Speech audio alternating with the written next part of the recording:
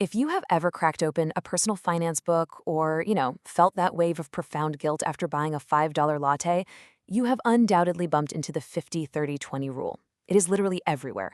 And the promise is super appealing, right?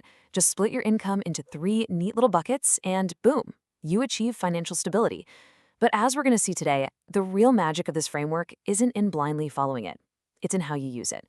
So let's dive right in. But here is the million-dollar question. Well, maybe the question almost nobody is actually asking. Does this perfectly clean mathematical formula actually survive the real world? Or does it just completely fall apart the second you have to pay an unexpected medical bill or face a sudden rent hike? Today, we are taking off the rose-tinted glasses. We're going to look honestly at where this framework succeeds, where it utterly fails, and most importantly, how you can use it as a powerful diagnostic tool for your own bank account. Here is our roadmap for today's explainer. We'll start with a 50-30-20 promise. Then we'll look at where the math fails. From there, we shift gears into our diagnostic checklist, and finally, we'll cover adjusting for reality. Let's get started. Section 1, the 50-30-20 promise, the idealized budget. So before we critique it, we really have to look at its origins and its elegant simplicity. The rule was first popularized back in 2005 in the book All Your Worth, co-authored by Senator Elizabeth Warren. And the fundamental concept here is incredibly straightforward.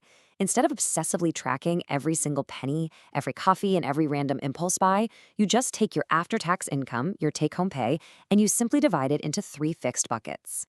What is so appealing about this framework is how incredibly clean it makes personal finance look. You have 50% of your income locked in for needs. We're talking rent, groceries, utilities, transportation, and minimum debt payments. Then 30% goes to wants. That's dining out, your streaming subscriptions, having fun. And finally, the remaining 20% is strictly for savings and debt repayment. That covers building your emergency fund, investing, or knocking out loan principal. On paper, it is absolutely beautiful.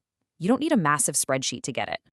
And hey, let's be totally fair here. This rule has genuine merit, and millions of people swear by it for very good reasons. First off, it practically cures decision fatigue. Most budgets fail because they are just overwhelmingly complex. But managing three simple categories, you can actually do that. Second, it forces savings to be a structural priority instead of just an afterthought. And third, people love this one. It intentionally carves out 30% for guilt-free spending. You are not cheating on your budget when you go out to a nice dinner. You are simply utilizing your wants bucket. So, especially for beginners, it provides fantastic structure without feeling like you're suffocating. All right, Section 2, where the math fails, the cost of living reality. As much as we all love clean categories, the real world is undeniably messy right now. Just look at this number, 40 to 50%. That is how much of your take-home pay can be swallowed up by rent alone if you live in a major city like Cairo, London, New York, or Toronto. Keep in mind, this rule was designed in 2005. Housing costs have completely exploded since then. If half your income goes just to keeping a roof over your head, staying within that 50% needs bucket once you add in groceries and basic transit is mathematically impossible. This is not a failure of your budgeting skills. It is a failure of out-of-date math. Which brings us to a really crucial point. You have to understand who this rule is actually built for. It is a framework, guys, not a universal law. It works brilliantly for middle-income earners living in moderate cost-of-living areas who have a nice, stable, salaried paycheck. But flip the script, it completely breaks down for people in high cost-of-living cities, freelancers with variable income, low-income earners, and anyone carrying aggressive, high-interest debt. Plus, there are a couple of other massive blind spots here. Treating long-term savings and toxic credit card debt payoff exactly the same within that single 20% bucket completely ignores the absolute urgency that high-interest debt demands. And on top of that, the categories themselves are incredibly blurry.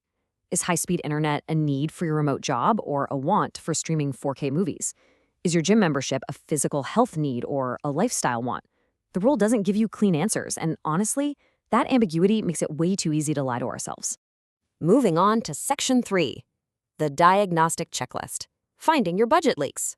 This is where we completely shift the paradigm. I want you to stop viewing the 50-30-20 rule as a strict pass or fail test. Instead, start using it like an X-ray machine. It's a diagnostic assessment tool to find out exactly what's going on beneath the surface of your finances. Run your spending through it like a medical checklist.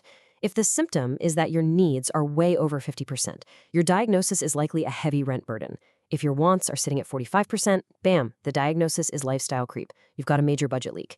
And if your savings are hovering near zero, you're diagnosing either a low income constraint or a situation where debt urgency has completely taken over.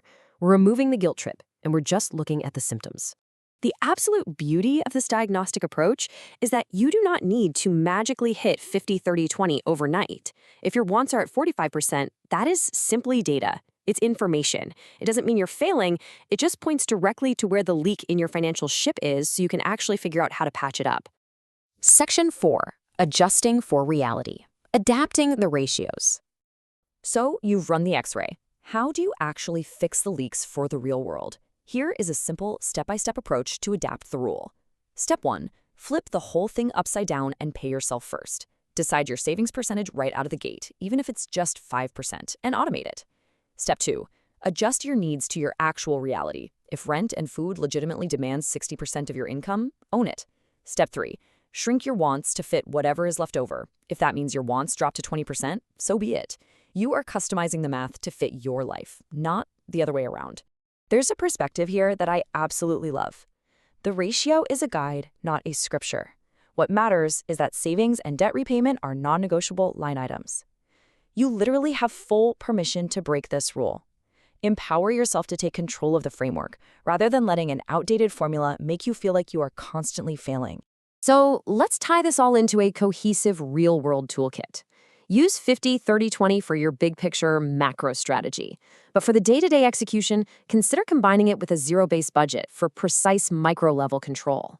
Adapt the rule wherever it fundamentally breaks for your situation, and most importantly, review these numbers regularly. Inflation happens, incomes change. Your budget has to be a living, breathing document. At the end of the day, the absolute goal of any budgeting framework is simply intentionality. It is not about stuffing your life perfectly into a neat little formula designed 2 decades ago. It's purely about giving your money a job, telling it exactly where to go before the month ends and tells you that it's mysteriously all gone. So, I want to leave you with a bit of a challenge. Pull up your recent bank statements and run your own numbers through this X-ray.